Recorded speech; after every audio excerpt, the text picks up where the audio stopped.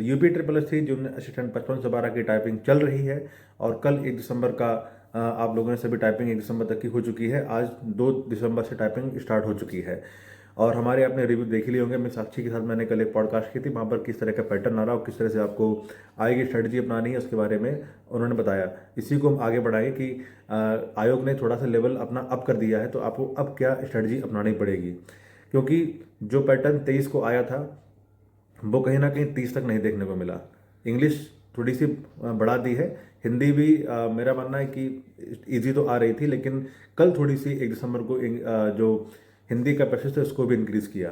तो जो भी साथी हमारे आगे आने वाले हैं जिनकी टाइपिंग स्टार्ट होने वाली है, तो उनके लिए छोटा सा एक स्ट्रेटजी ये रहेगी मेरी तरफ से कि आप लोग रेपो टाइपिंग की जो लेवल 2 और लेवल 3 हैं उनकी टाइपिंग प्रैक्टिस करना स्टार्ट कर दीजिए, दोनों हिंदी और इंग्लिश में। और साथ में जो AR का जो हार्ड वाला है उसको आप प्रैक्टिस करते रहें। एक्चुअली क्या है कि हिंदी और इंग्लिश दोनों का पैटर्न अलग अलग है और हिंदी में भी अब क्या करने लगे हैं कि जैसे बच्चों ने बताया कि साइंस एंड टेक पे आया था तो मॉड्यूल को उन्होंने हिंदी में कर दिया। आंगनबाड़ी हिंदी का है तो इंग्लिश वाले पैसेज में ANJANWAD इस तरह से अब पैसेज आ रहे हैं। तो कहीं ना कहीं देखा जाए तो थोड़ा सा लेवल अप हुआ है और रीज़न आपको मैं कल एक वीडियो में बता ही चुका हूँ कि क्या रीज़न था जिस वजह से ऐसा हुआ है।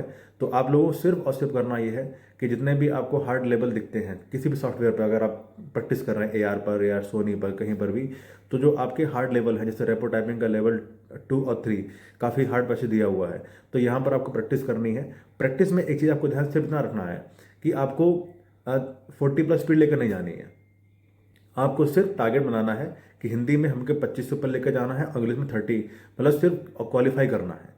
इतना ही करना है, बाकी जो भी होगा आपका अच्छा ही होगा। मेन चीज़ वहाँ पर है, मेन जो खेल है वो आपके नर्व का है। जितना अच्छा आपने नर्व कंट्रोल कर ली उतना ही अच्छा आपका वहाँ पर हो जाएगा। वीडियो में आगे बढ़ने से पहले हम आपको बताना चाहते हैं कि 90,000 बच्चे हैं इसमें जिन टाइपिंग दे रहे हैं और सिर्फ 5500 बच्चे ही क्वालिफाई हो जाएंगे। बहुत से हमारे साथी ऐसे भी होंगे जो अभी ओवरेज होने वाले होंगे या ओवरेज हो चुके होंगे इस वैकेंसी के बाद में, और बहुत से बच्चे ओवरेज होने वाले होंगे।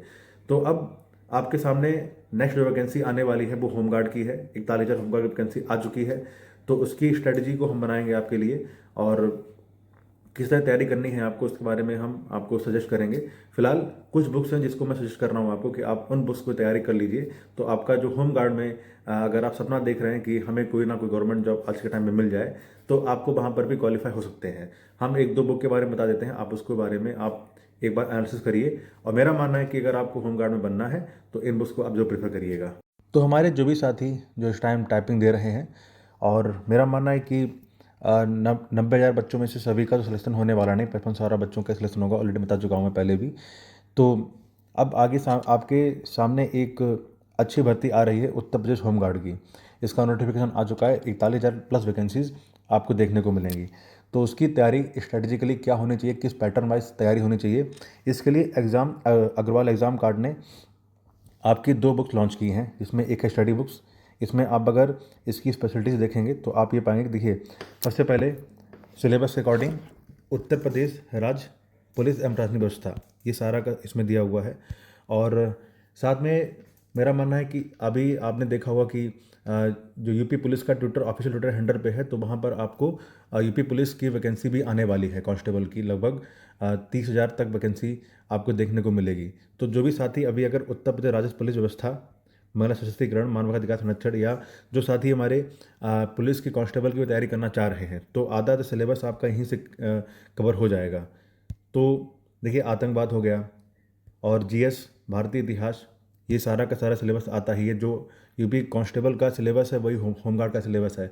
तो अगर आपका होमगार्ड की वाली बुक बाय करते हैं तो आप कांस्टेबल की भी तैयारी आज से स्टार्ट कर सकते हैं।